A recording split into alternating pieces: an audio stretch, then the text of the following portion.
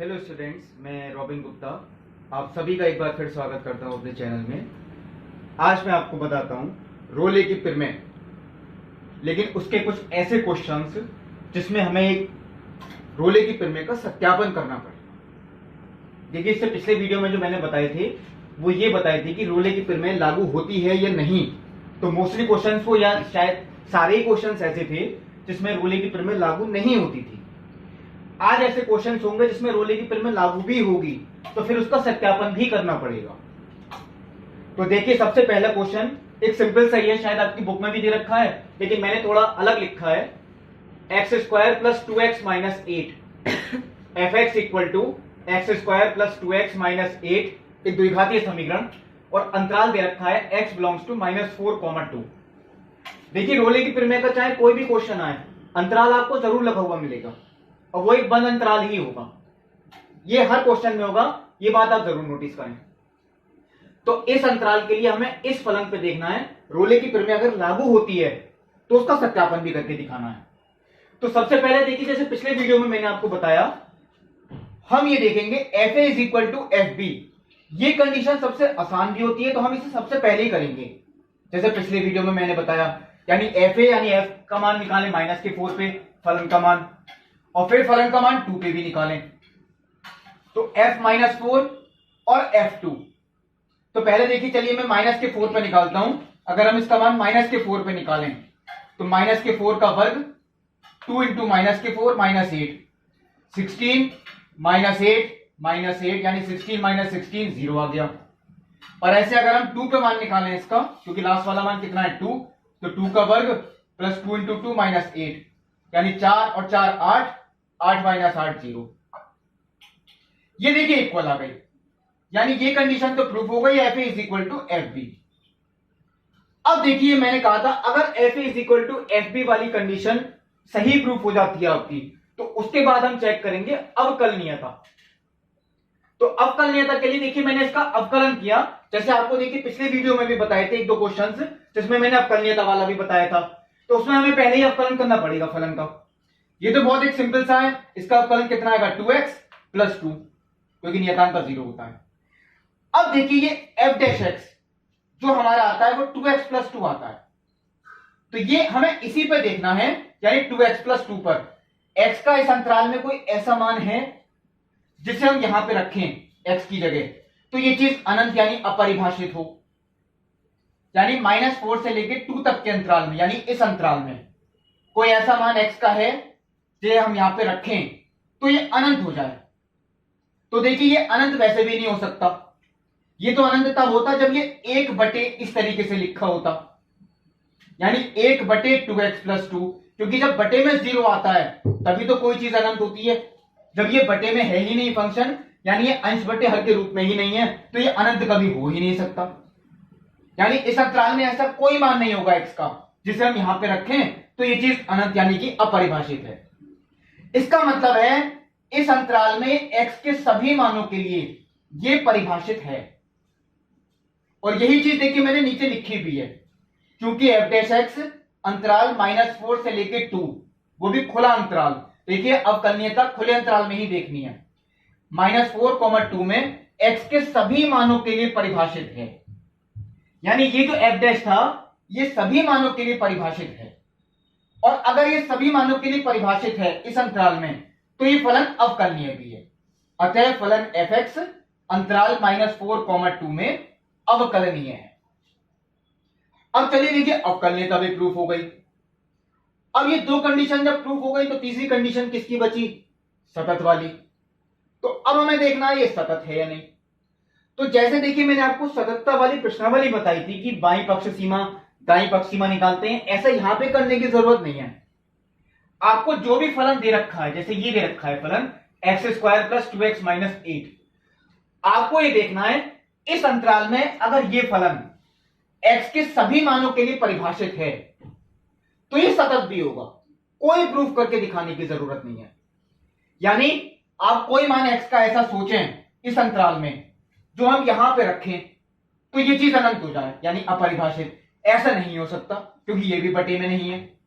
अगर ये बटे में होता तब शायद अनंत हो सकता था, अब तो ये भी अनंत नहीं हो सकता।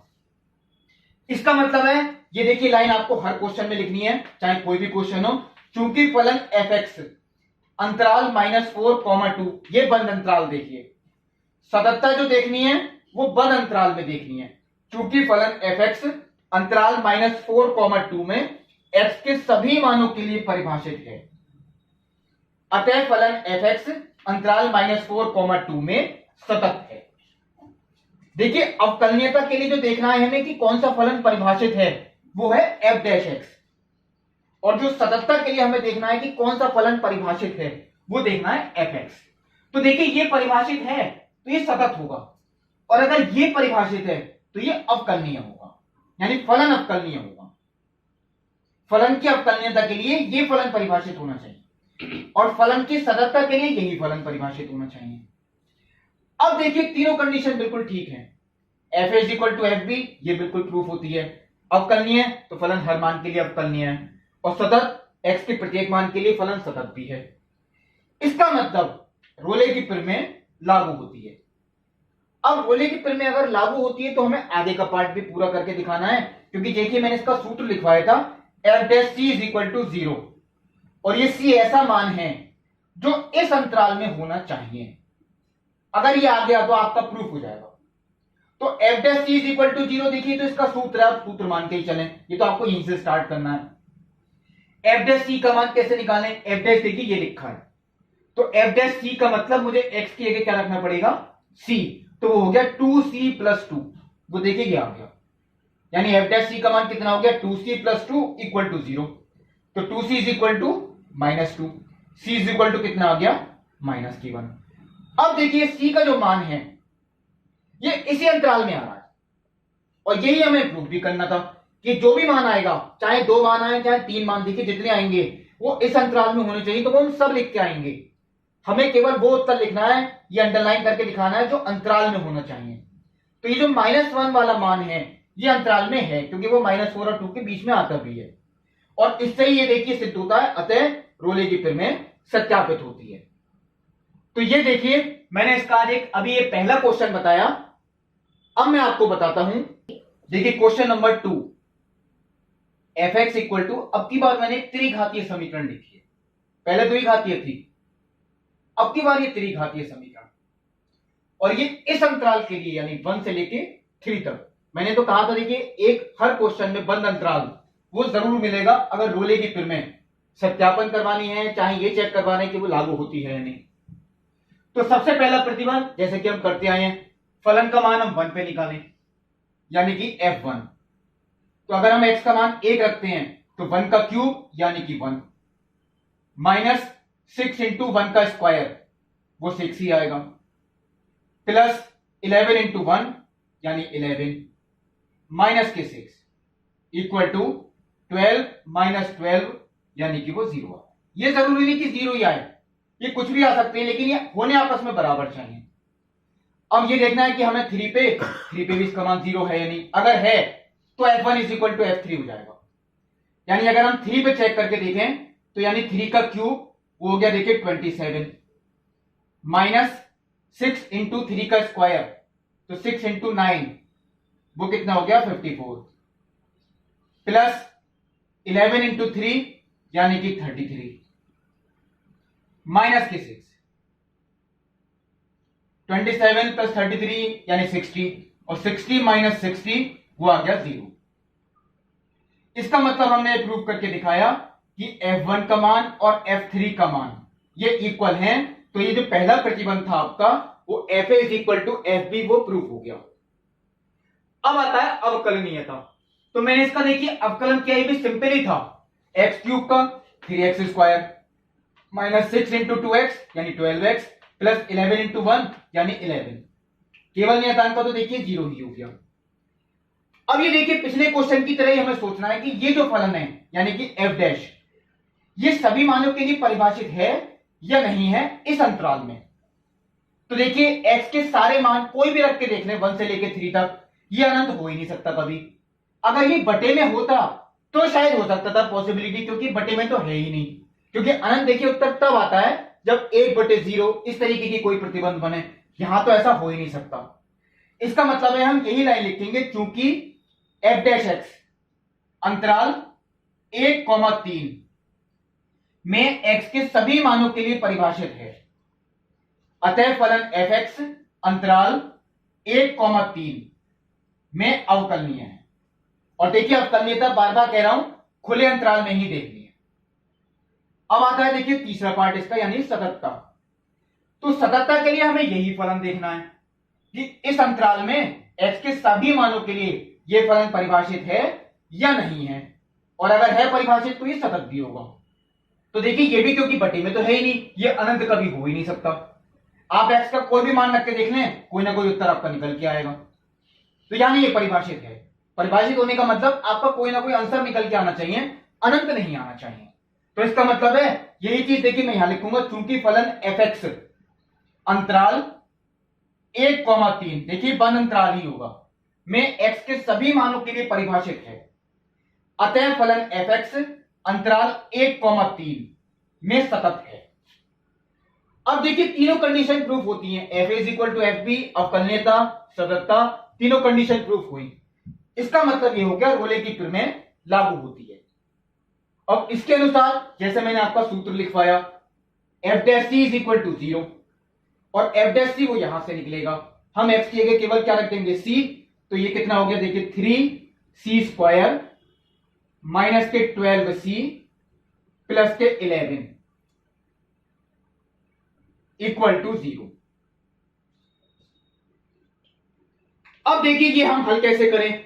अगर इसके गुणनखंड हो जाएंगे तो सबसे बेटर मेथड है वो, लेकिन अगर इसके गुणनखंड नहीं होंगे तो हमें श्रीधराचार्य वाला फॉर्मूला अप्लाई करना पड़ेगा।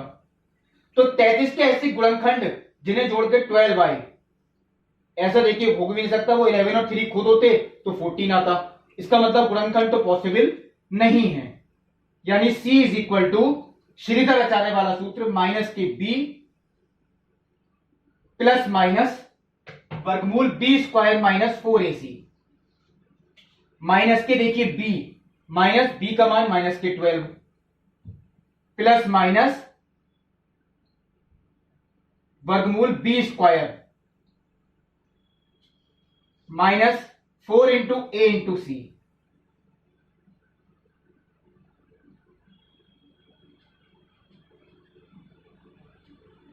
बटे 2a। क्योंकि ये देखिए सूत्र आप लोग शायद 9th या 10th क्लास से पढ़ते आए हैं, माइनस b प्लस माइनस वर्गमूल b² minus 4 into a into C बटे 2a। अब ये अगर मैं सॉल्व करता हूं तो देखिए मैं आगे लिख देता हूं, यानी c is equal to minus minus कितना हो गया प्लस, प्लस माइनस वर्गमूल 144 माइनस 132। देखिए 144 माइनस 132 और 144 माइनस 132 देखिए मैं सीधा लिख देता हूं, वो आता है 12 और बटे 6। तो एक लाइन देखिए चलिए आगे भी लिख देता हूं इसी को सॉल्व करके, क्योंकि हम √12 को क्या लिख सकते हैं, √12 का अगर गुणनखंड करूं 4 इंटू 3 तो 4 का √2 बाहर आ जाएगा, यानी 12 प्लस माइनस और √12 को क्या लिख सकते हैं 2√3, क्योंकि 2 बाहर आ गया, अंदर केवल 3 रह गया, बटे 6। अब देखिए मैं c का मान अगर निकालता हूं तो मैं यहीं से सेपरेट कर रहा हूं, 12/6 यानी कि 2 प्लस माइनस, अब देखिए इसके बटे में ये आएगा, मैं सेपरेट करके बता रहा हूं आपको, 12/6 वो 2 आ गया, प्लस माइनस 2√3/6। तो पहले तो 2 से 6 कटेगा, कितनी बार 3 बार, तो वर्गमूल 3 बटे 3। देखिए 2 तिया 6 तो यहां 3 आ गया, तो वर्गमूल 3 बटे 3 और वर्गमूल 3 बटे 3 का मतलब 1 बटे वर्गमूल 3। ये सी के मान आते हैं 2 प्लस माइनस 1 बटे वर्गमूल 3। अब हम ये कैसे देखें कि ये प्लस वाला मान इस अंतराल में है या माइनस वाला मान इस अंतराल में है। यहां से देखिए बिल्कुल क्लियर नहीं होती बात, कोई पूर्णांक होता तो देखिए हम बता देते, या दशमलव में कोई संख्या होती, इसका मान हम दशमलव में निकाल सकते हैं। बस मैं आपको एक हिंट देता हूं, आप लोगों ने पढ़ रखा है वर्गमूल 3 का मान 1.732 इस तरीके से होता है। तो अगर मैं आपसे ये कहूं 1/वर्गमूल 3 का मान कितना आएगा, तो 1/1.732, 1/1.732, और इसका मान जो करीब आएगा देखिए वो 0.59 या 0.58 करीब आएगा। तो चलिए मैं उसे 0.6 मान सकता हूं, उसे मैंने मान लिया 0.6, या शायद देखिए कुछ कम आ सकता है, मेरे ख्याल से 0.58 होता है। चलिए 0.58 से भी कर लें आप, 0.58 ही चलिए मानता हूं। तो अगर ये 0.58 है तो 2 + 0.58, तो 2.58 इसमें आता है। और दूसरा होगा 2 - 0.58 यानी 1.42, वो भी इसमें आता है। यानी प्लस वाला मान भी इसमें आता है और माइनस वाला मान भी इसमें आता है। तो यानी यहां सी के ऐसे दो मान हैं, एक तो 2 + 1/√3 और एक 2 - 1/√3। ये हम दोनों ही अंडरलाइन करके दिखाएंगे। और ध्यान रखें अगर कोई एक मान आ रहा होगा अंतराल में तो आप एक ही अंडरलाइन करके दिखाएंगे। यहां क्योंकि दोनों आ रहे हैं तो हम दोनों ही अंडरलाइन करके दिखाएंगे।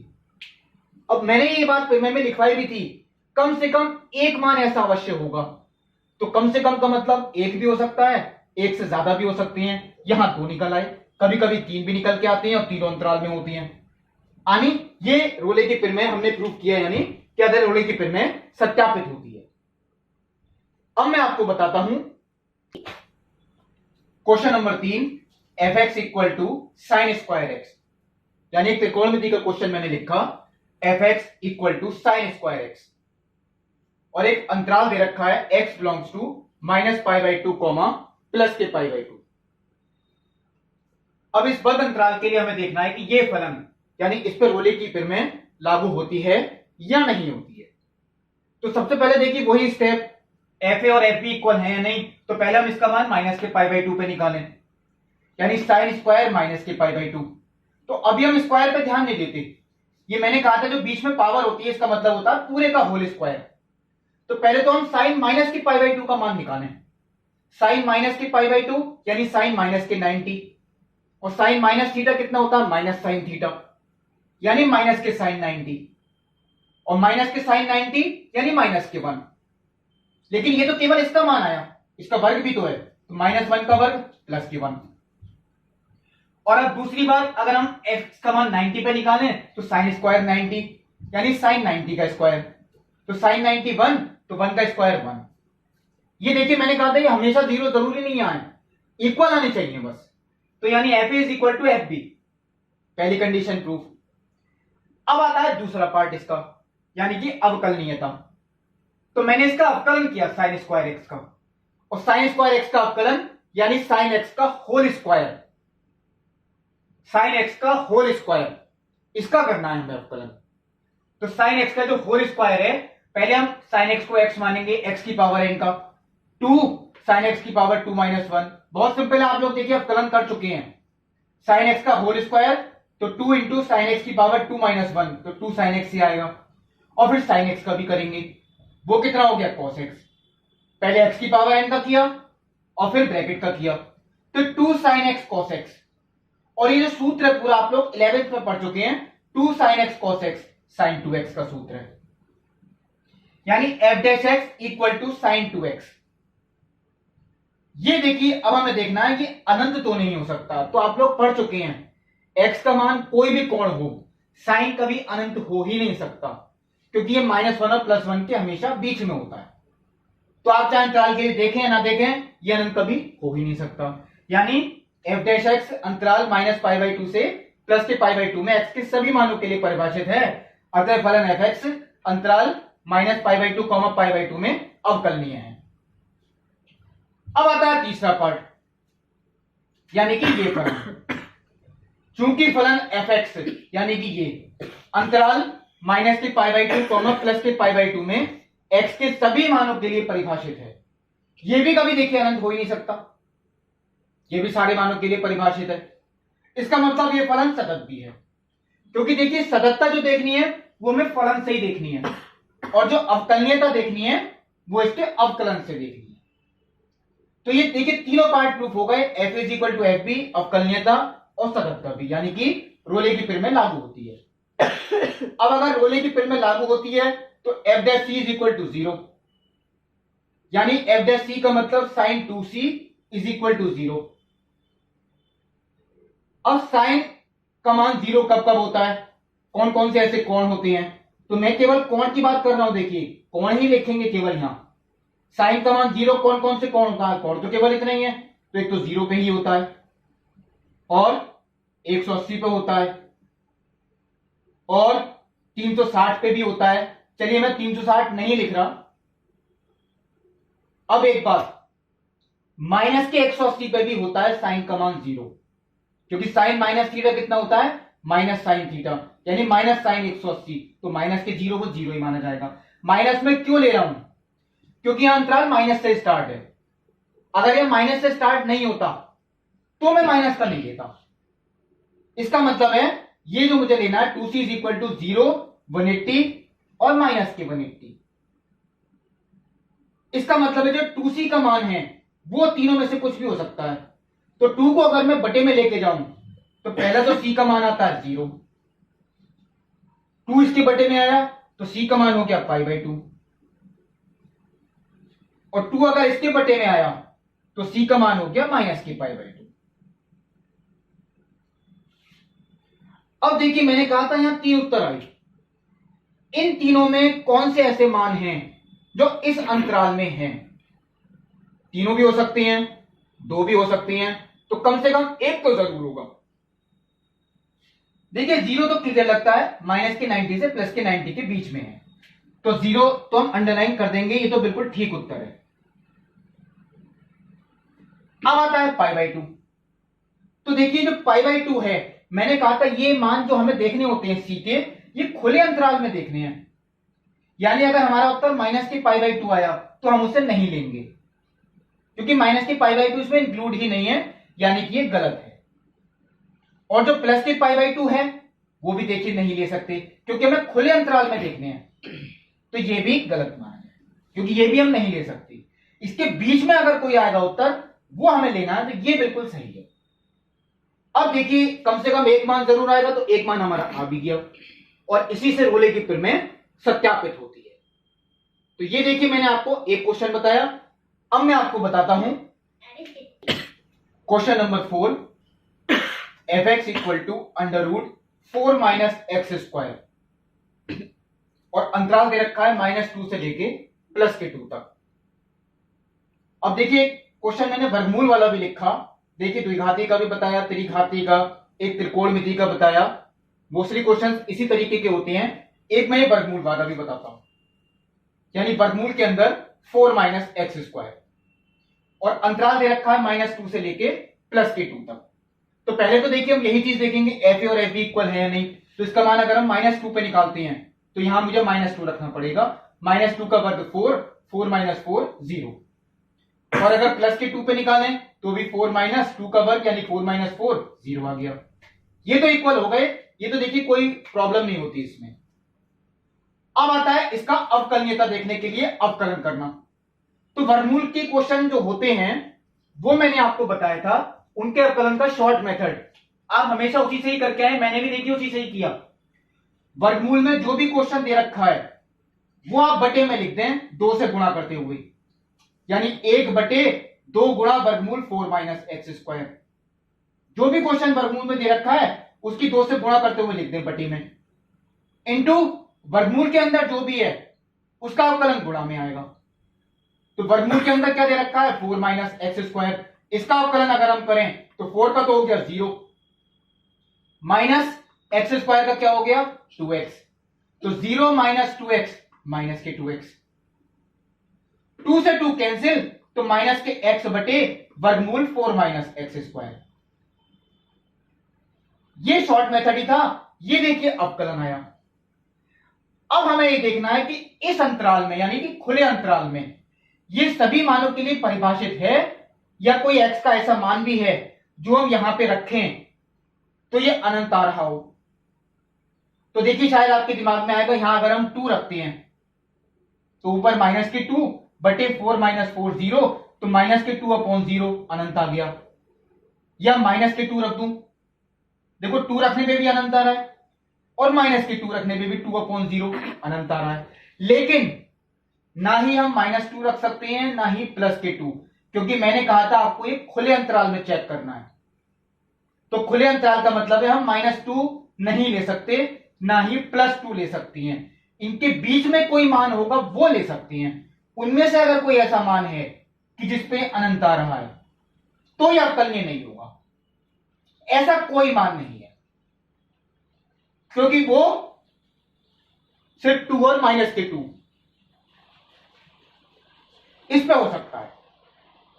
यानी कि 2 और -2 इसके लिए ये हम देख सकते हैं, ये नहीं ले सकते। बाकी कोई भी मान 0 देखें, 0 देखिए पॉसिबल है, कुछ के दिमाग में 0 भी आएगा तो 0/2 वो 0 ही हो गया, नहीं ले सकते 0।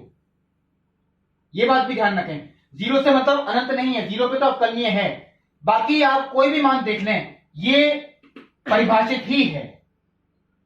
-2 नहीं ले सकते, +2 नहीं ले सकते, बाकी कोई भी मान आप ले लीजिए परिभाषित होगा। इसका मतलब है अगर ये सभी मानों के लिए परिभाषित है तो ये अवकलनीय भी है। अब आती है सततता वाली बात, वो हमें यही चीज देखनी है। तो x का कोई ऐसा मान इस अंतराल का जो कि हम इसमें रखें तो ये अनंत आ रहा हो। ये तो अनंत खैर नहीं आ सकता क्योंकि बटे में है ही नहीं। देखिए ये बटे में था, इसकी तो पॉसिबिलिटी थी, वो भी किस पे -2 और +2 पे पॉसिबिलिटी थी, लेकिन वो हम ले ही नहीं सकते थे। लेकिन ये तो क्योंकि बटे में है ही नहीं तो ये तो कभी अनंत आ भी नहीं सकता। लेकिन एक चीज और आती है, कभी कभी वर्गमूल में हम x का ऐसा मान रखें कि वर्गमूल के अंदर माइनस तो नहीं आ रहा। जैसे वर्गमूल के अंदर माइनस के सॉल्व करके 3 आ रहा है, यह परिभाषित होता है। x का कोई ऐसा मान तो नहीं कि हम x का यहां पे रखें तो वर्गमूल के अंदर ऐसा उत्तर आ रहा है माइनस का, क्योंकि काल्पनिक संख्या होती है। तो आप देख लीजिए -2 और +2 के बीच की कोई भी संख्या रख के देखें, -2 और +2 के बीच में 0 भी आती है, बिल्कुल ठीक उत्तर आएगा। 1 भी होती है, वो भी बिल्कुल ठीक। हमें रखनी ही 2 तक है। हाँ, माइनस का उत्तर कब तक आता, कब आता, अगर हम 2 से बड़ी संख्या रखते हैं इसमें। मान लो 3 रखता हूं तो 4 - 9 -5, या 2 से बड़ी रख दीजिए 2.1, तो 2 से बड़ी हमें रखनी ही नहीं है। और -2 से छोटी रख दें तब भी आ सकता है माइनस, लेकिन वो भी नहीं रखनी हमें। हमें तो रखनी है -2 से +2 तक है, उससे ऐसी कोई पॉसिबिलिटी है ही नहीं। इसका मतलब है ये हर मान के लिए परिभाषित है, तो ये सतत भी है।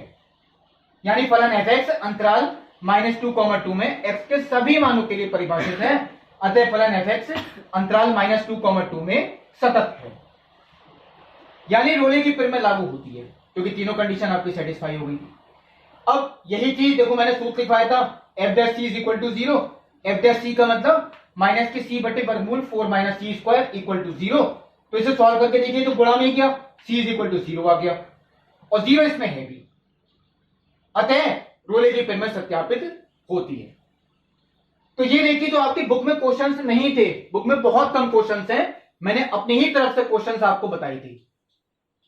अगले वीडियो में मैं इसी प्रश्नावली की अगली प्रमेय यानी लैग्रांज प्रमेय जो है उसका पहले आपको बेसिक कॉन्सेप्ट बताऊंगा। तब तक के लिए नमस्कार।